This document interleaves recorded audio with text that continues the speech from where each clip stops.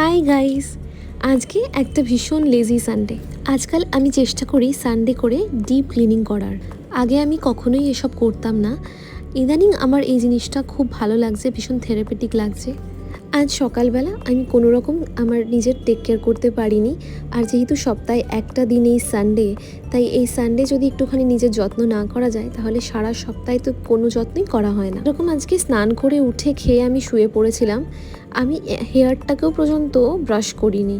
তো এই সন্ধেবেলা একটু ভালো করে ব্রাশ করে নিচ্ছি, কারণ তোমরা তো জানোই যে হেয়ারটা ব্রাশ করলে ব্লাড সার্কুলেশন ভালো হয় মাথার।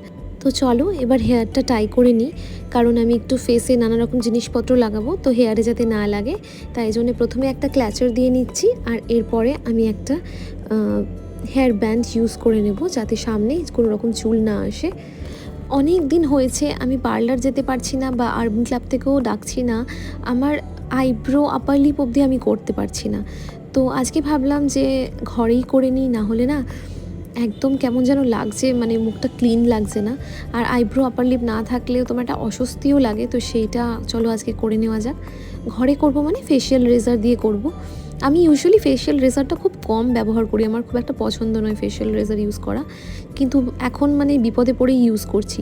আমার ফ্ল্যাটের নিচে 1 মিনিট ডিস্টেন্সে পার্লার আছে, যে পার্লারটায় খুব ভালো আইব্রো করে, কিন্তু এত বৃষ্টি হচ্ছে বলে আমার বাড়ি থেকে একটু বেরোতেও ইচ্ছা করছে না।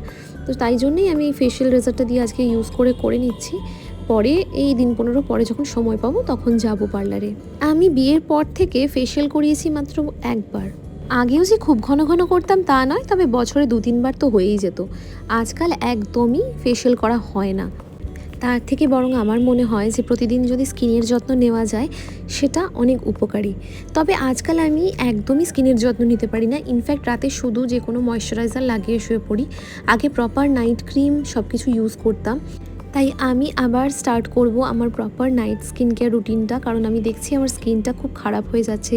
সারা দিন অফিসে থাকার পর এসে এতটাই টায়ার্ড লাগে যে একদম কিচ্ছু করতে ভালো লাগে না। কিন্তু আমি একটা নতুন সেট কিনেছি, তো সেটা ইউজ করা স্টার্ট করব 1-2 দিন পর থেকে। তোমাদের সাথে শেয়ার করব যে কেমন ওটা ভালো কি মন্দ। আগের উইকে আমি এই পিলটা ইউজ করেছিলাম, তো এই পিলটা খুবই ভালো লেগেছে আমার। তো এটা 2 উইকসে একবার করে ইউজ করতে বলেছে, আর মুখে যদি স্যুট করে তাহলে এভরি উইকে একবার করে ইউজ করতে বলেছে। তো ইনস্ট্রাকশনে তো এরকমই লেখা আছে, কিন্তু আমি কি করলাম, আমি 1 সপ্তাহ পরে আজকে আবার ইউজ করছি। এই পিলটা আমার এতটাই পছন্দ হয়েছে, আর এবারের রেজাল্ট তো আমার দুর্দান্ত লেগেছে। আর আমার এই যে ব্ল্যাক হেডসগুলো এটা অবধি রিমুভ হয়ে যাচ্ছে এই পিলটাতে। এটা আমার সব থেকে ভালো লেগেছে। এই পিলের একটা ডিটেলড রিভিউ আমি করেছি, সেটা তোমরা শর্টসে গিয়ে দেখে নিতে পারো। তো এই পিলটা অ্যাপ্লাই করে 10 মিনিট রাখতে হয়, ততক্ষণ চলো নেল পলিশটা রিমুভ করে নিই। আর আজকে একটা অন্য কালারের নেল পলিশ পরবো, অনেকদিন ব্রাউনটা পরে আছি। আমি একটু নিউড দেখে নেল পলিশ পরতেই ভালোবাসি।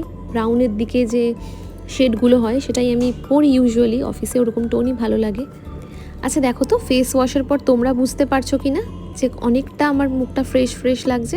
আমি তো বুঝতে পারছি, আমার তো ভিজিবল লাগছে। আর কিছুক্ষণ পর থেকে এত সুন্দর একটা গ্লো দেয় না। এবার নাইকা পিঙ্ক ফ্রাইডে সেল থেকে আমি ডাবের একটা বডি স্ক্রাব কিনেছি। তো আজকে আমি ভাবছি আমার হাতটাকে একটুখানি স্ক্রাব করব, কারণ সারা সপ্তাহ হাতের যা নানা রকম কাজ থাকে, হাতে তো ট্যান তো এমনি পড়েই, আর তাছাড়া একটু স্ক্রাব করলে হাতটা খুব সফট লাগে। তো ডাবের ওই বডি স্ক্রাবটা আজকে ফার্স্ট টাইম ইউজ করব, তো তোমাদের সাথে রিভিউটাও শেয়ার করব।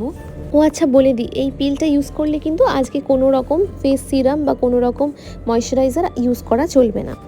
ডাবের এই বডি স্ক্রাবটার গ্র্যানুয়েলগুলো খুব ছোট্ট, আমার তো খুব ভালো লেগেছে। আর এটা দিয়ে স্ক্রাব করার পর হাতটা একদম বাটারি সফট হয়ে গেছিলো। ওই মোটামুটি ধরে নাও 5 মিনিট মতো আমি ভালো করে হাতটা স্ক্রাব করেছিলাম, আর ফিঙ্গার্সগুলোকে একটু হালকা ম্যাসাজ করেছিলাম।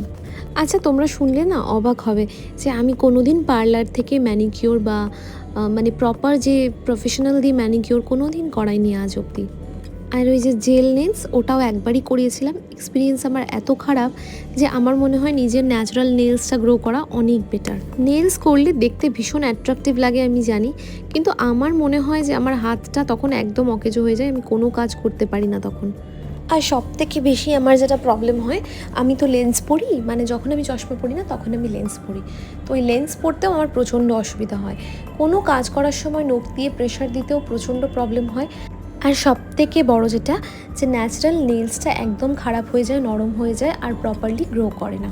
অনেকটা সময় লাগে সুন্দরভাবে নেলসটা আবার গ্রো করতে।